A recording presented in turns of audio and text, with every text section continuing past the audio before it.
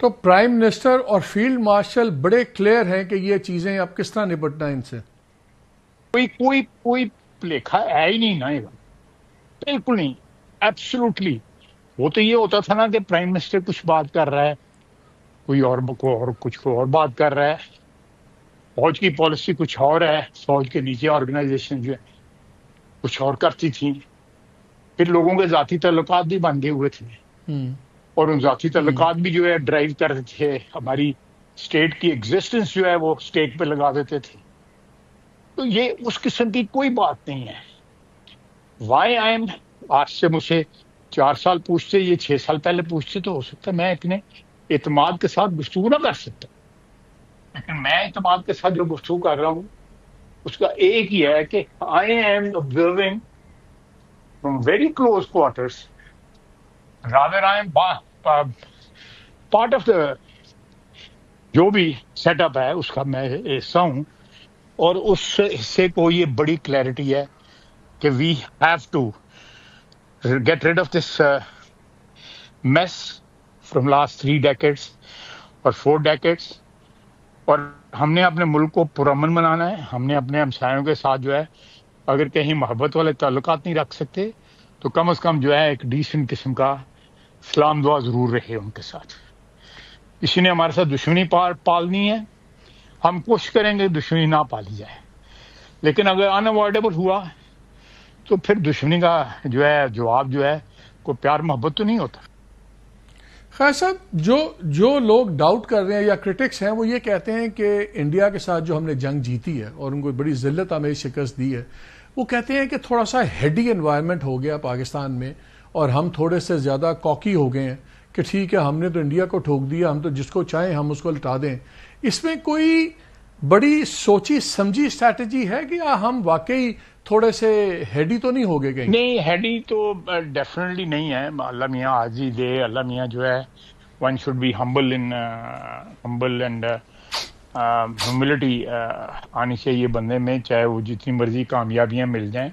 ساری کامیابیاں اور سارا جو دین ہے یہ تو اللہ کی ہے، وہی دیتا ہے، بندے کا کوئی کمال نہیں ہوتا. اس نے مہربانی کی اور وہ آئندہ بھی مہربانی کرے گا. ہم اس کے آگے سجدہ ریز ہوتے ہیں، اس کے آگے ہاتھ جوڑتے ہیں کہ وہ ہمیں اپنی پناہ میں رکھے. یہ سیدھی بات ہے، لیکن کوئی ہیڈی نہیں ہے. لیکن اتنا ضرور ہے کہ یہ جو میں نے آپ کو انوائرمنٹ بتائی ہے نا، یہ انوائرمنٹ لیڈرشپ کو، یہ انوائرمنٹ کانفیڈنس ضرور دیتی ہے.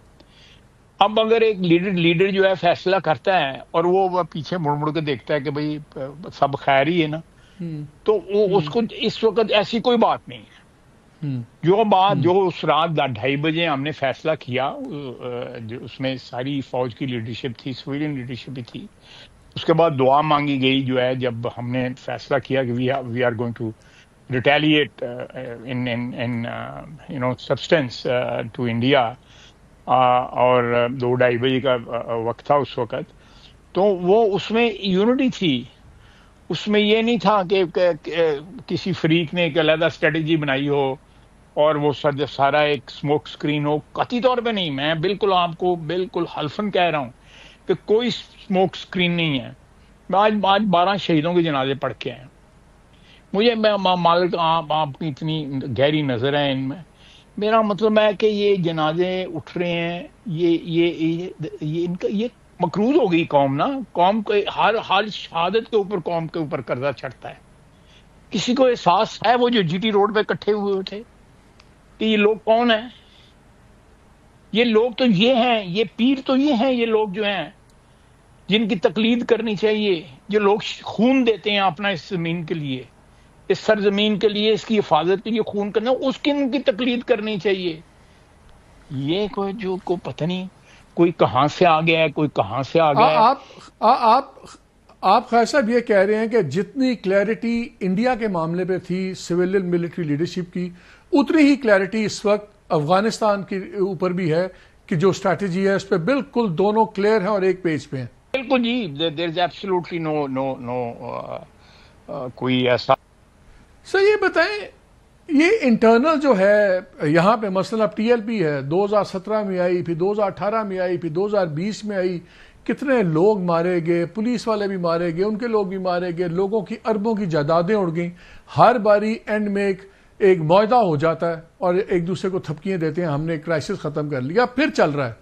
کیا پھر اس میں بھی ریپیٹ دیکھیں گے؟ نہیں ہوگا. میرا مطلب ہے آپ دیکھیں نا، آپ جس طرح حوالہ دے رہے ہیں، وہاں پہ شاہ محمود قریشی صاحب گئے، انہوں نے ان کے ساتھ ایگریمنٹ کیا. اس ایگریمنٹ میں جو ہے جنرل کیا فیض جو تھے وہ ان کے آربیٹریٹر تھے یا وہ منصف تھے یا ریفری تھے، اس کے ان کے بھی میرا خیال ہے ان کے بھی سائن تھے نا اس ہاں جی ایگریمنٹ سائن کے تھے، اوپر. ہاں جی سائن تھے. اور بلکہ انہوں نے کہا دیکھیں جن کے پروردہ تھے ان کے سائنوں بغیر تو نہیں ہونا تھا نا. میں جو بار بار ریفر کر رہا ہوں کہ خدا را یہ اقتدار چلا جانا ہے. لوگ جو ہیں آج ہیں کل نہیں ہیں، اللہ تعالیٰ کی طرف سے بلاوا آ گیا. For God sake this country has to stay. تو پھر ٹی ایل